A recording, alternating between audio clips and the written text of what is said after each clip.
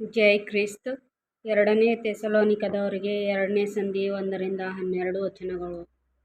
ಕರ್ತನಾದ ಯೇಸು ಪ್ರತ್ಯಕ್ಷನಾಗುವುದಕ್ಕೆ ಮುಂಚಿತವಾಗಿ ಅನೇಕ ಸಂಗತಿಗಳು ನಡೆಯಬೇಕು. ಸಹೋದರರೇ, ನಮ್ಮ ಕರ್ತನಾದ ಯೇಸು ಕ್ರಿಸ್ತನ ಪ್ರತ್ಯಕ್ಷತೆಯ ವಿಷಯವಾಗಿಯೂ ನಾವು ಆತನ ಬಳಿಯಲ್ಲಿ ಕೂಡಿಕೊಳ್ಳುವುದರ ವಿಷಯವಾಗಿಯೂ ನಿಮ್ಮನ್ನು ಬೇಡಿಕೊಳ್ಳುವುದೇನೆಂದರೆ, ಕರ್ತನ ದಿನವು ಈಗಲೇ ಹತ್ತಿರವಾಯಿತೆಂಬುದಾಗಿ ದೇವರಾತ್ಮ ಪ್ರೇರಿತವಾದ ನುಡಿ ಇದೆಯೆಂದಾಗಲಿ, ಪೌಲನು ಹಾಗೆ ಹೇಳಿದನೆಂದಾಗಲಿ, ಪೌಲನು ಹಾಗೆ ಬರೆದನೆಂದಾಗಲಿ ಯಾರಾದರೂ ಹೇಳಿದರೂ, ನೀವು ಬೇಗನೆ ಬುದ್ಧಿಗೆಟ್ಟು ಚಂಚಲರಾಗಿ ಕಳವಳಪಡಬೇಡಿರಿ.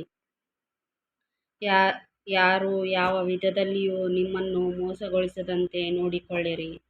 ಯಾಕಂದರೆ ಮೊದಲು ಮತಭ್ರಷ್ಟತೆಯು ಉಂಟಾಗಿ ಅಧರ್ಮಸ್ವರೂಪನು ಬಯಲಿಗೆ ಬಂದ ಹೊರತು ಆ ದಿನವು ಬರುವುದಿಲ್ಲ. ಯಾವುದು ದೇವರೆನಿಸಿಕೊಳ್ಳುತ್ತದೋ, ಯಾವುದು ಪೂಜೆ ಹೊಂದುತ್ತದೋ, ಅದನ್ನೆಲ್ಲ ನಾಶನಕ್ಕೆ ಅಧೀನನಾದ ಆ ಪುರುಷನು ಎದುರಿಸಿ, ಅದಕ್ಕಿಂತ ಮೇಲಾಗಿ ತನ್ನನ್ನು ತಾನೇ ಹೆಚ್ಚಿಸಿಕೊಂಡು, ತಾನು ದೇವರೆಂದು ಹೇಳಿಕೊಂಡು ದೇವರ ಗರ್ಭಗುಡಿಯಲ್ಲೇ ಕುಳಿತುಕೊಳ್ಳುತ್ತಾನೆ. ನಾನು ನಿಮ್ಮ ಸಂಗಡ ಇದ್ದಾಗ ಈ ಸಂಗತಿಗಳನ್ನು ಹೇಳಿದ್ದು ಜ್ಞಾಪಕವಿಲ್ಲವೋ? ಇದಲ್ಲದೆ ಆ ಮನುಷ್ಯನು ನೇಮಕವಾದ ಸಮಯದಲ್ಲೇ ಹೊರತು ಬಯಲಿಗೆ ಬರುವುದಕ್ಕೆ ಏನು ಅಡ್ಡಿಮಾಡುತ್ತದೋ ಅದು ನಿಮಗೆ ತಿಳಿದೇ ಇದೆ. ಅಧರ್ಮವು ಈಗಲೂ ಗುಪ್ತವಾಗಿ ತನ್ನ ಕಾರ್ಯವನ್ನು ಸಾಧಿಸುತ್ತದೆ.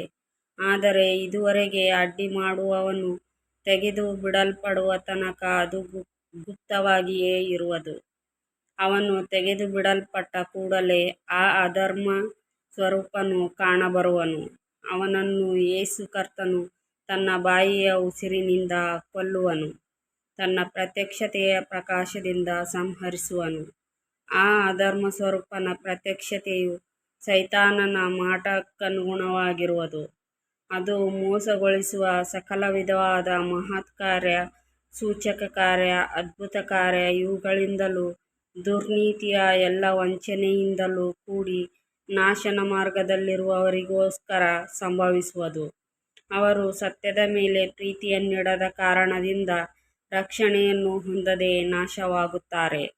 ಅದೇ ಕಾರಣದಿಂದ ದೇವರು ಅಸತ್ಯ ನುಡಿಸುವ ಭ್ರಮೆಯನ್ನು ಅವರಲ್ಲಿಗೆ ಕಳುಹಿಸಿ ಆ ಸುಳ್ಳನ್ನು ನಂಬುವುದಕ್ಕೆ ಅವರನ್ನು ಬಿಡುತ್ತಾನೆ. ಸತ್ಯವನ್ನು ನಂಬದೆ ಅನೀತಿಯಲ್ಲಿ ಆನಂದಪಡುವವರೆಲ್ಲರೂ ಈ ಪ್ರಕಾರ ನ್ಯಾಯತೀರ್ಪಿಗೆ ಒಳಗಾಗುವರು. ಆಮೆನ್.